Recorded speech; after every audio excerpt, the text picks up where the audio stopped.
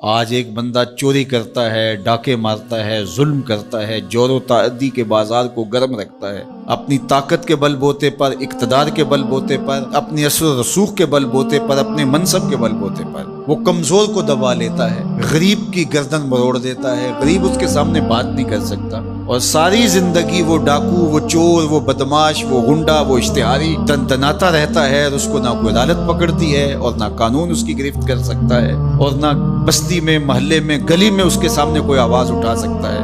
اور کمزور ساری زندگی پسا رہتا ہے، اور مرنے کے بعد اس لیے وہ عدالت رکھی گئی ہے۔ اللہ تعالیٰ نے قرآن مجید میں ارشاد فرمایا، قیامت کے دن کیا ماننے والے اور انکار کرنے والے دونوں، کیا ہم ان کے ساتھ ایک جیسا سلوک کریں گے؟ ما لکم کیف تحکمون، یہ تم کہاں سے فیصلہ لائے ہو، یہ بات تم نے کہاں سے گھڑ لی ہے؟ مرور زمانہ کے ساتھ جو مسلسل مشق ہوتی ہے تمہاری اس دنیا کے اندر، اس سے تم سمجھتے ہو کہ ایسا ہوگا، لیکن ایسا ہوگا نہیں۔ وہ ایک الگ نظام ہے، اور اس نظام میں آپ کو ایک ایک چیز اللہ کے حضور لے کے پیش ہونا ہوگا۔ تو کہا واتقوا یوما، اس دن سے ڈرو،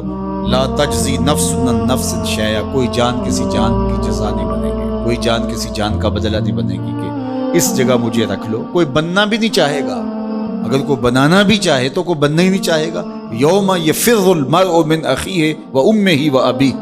اس دن باپ بھی کہے گا کہ میں اس کا ذمہ دار نہیں ہوں، بیوی کہے گی میں اپنے شوہر کی ذمہ دار نہیں ہوں، بیٹا کہے گا میں اپنی ماں کا ذمہ دار نہیں ہوں، ماں کہے گی میں اپنی بیٹی کی ذمہ دار ہوں، اور وہ ایک دوسرے سے جان چھڑا رہے ہوں گے۔ جب ماں بھی جان چھڑا رہی ہوگی، بتائیے وہ دن پھر کس طرح نفسی نفسی کا ہوگا۔ آج کی تاریخ میں سارے لوگ میدان چھوڑ کے بھاگ جائیں، لیکن ماں جو ہے وہ جلتی ہوئی آگ میں بھی کود جاتی ہے اپنی اولاد کے لیے، لیکن وہ دن اتنا سخت ہوگا کہ ماں بھی چھوڑ دے گی، ماں بھی کہے گی یہ اس سے پوچھو، میں اس کی ذمہ دار نہیں ہوں۔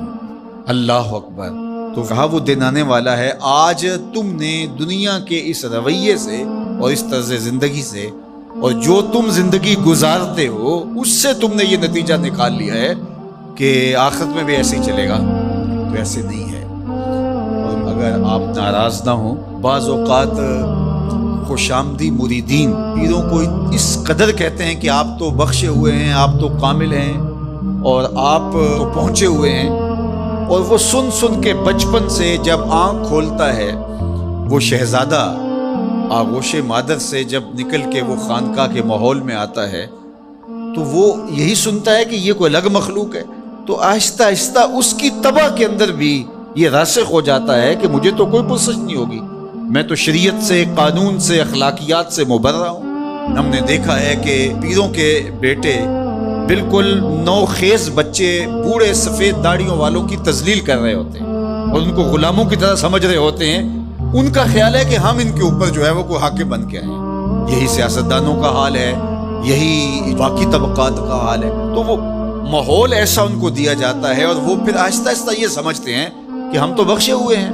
اور ایسا ہوتا ہے کہ وہ بیچارے دعا سے بھی محروم ہو جاتے ہیں۔ میں نے دیکھا ہے کہ جب لوگ فوت ہوتے ہیں تو بالخصوص جو اس طرح کا ماحول ہوتا ہے وہاں، تو وہاں پیر صاحب کے لیے مغفرت کی دعا نہیں کی جاتی، ان کے وسیلے سے اپنے لیے دعا کی جاتی ہے۔ تو یار کیسی محرومی ہے کہ جو دعائیں مغفرت کی، غفران کی، باوجود کے پیغمبروں کے دامن پہ کوئی گناہ کا دبا اور داغ نہیں تھا، لیکن اللہ سے وہ استغفار بھی طلب کرتے رہے اور اپنے لیے غفران و رحمت کی دعائیں بھی مانگتے رہے۔ اصحاب پیغمبر، اولاد رسول سب یہ کچھ کرتے رہے، لیکن آج جو ہے وہ مجھے اچھی طرح یاد ہے کہ ایک دفعہ ہم کہیں فاتحہ پڑھنے گئے، بہت پرانی بات بھی نہیں ہے، کوئی 10 سال پرانی بات ہوگی، تو وہ جو صاحب فوت ہوئے تھے تو میں نے غفران و مغفرت کا کوئی لفظ کیا، تو میری طرف بڑی تیکھی نظروں سے لوگ لکھنے لگے، یعنی کیا آپ ان کے لیے مغفرت کی دعا کریں گے؟ یعنی یہ تو بخشے ہوئے ہیں، میں اور آپ کسی کے لیے گمان کر سکتے ہیں، دعا دے سکتے ہیں، لیکن قطعاً کہنا ہمارے لیے مشکل ہے۔ تو پھر کیا کریں گے؟ ہم دعا مانگیں گے، نیک سے نیک پارسا شخص بھی ہو، ہمیں یہ بتایا گیا کہ اس کی خوبیوں کو بیان کرو، اس کی اچھائیوں کو بیان کرو، اس کے اچھے اعمال کا ذکر کرو، اور اس کے بارے حسن ظن رکھو، لیکن اس کی مغفرت کے لیے دعا کرو۔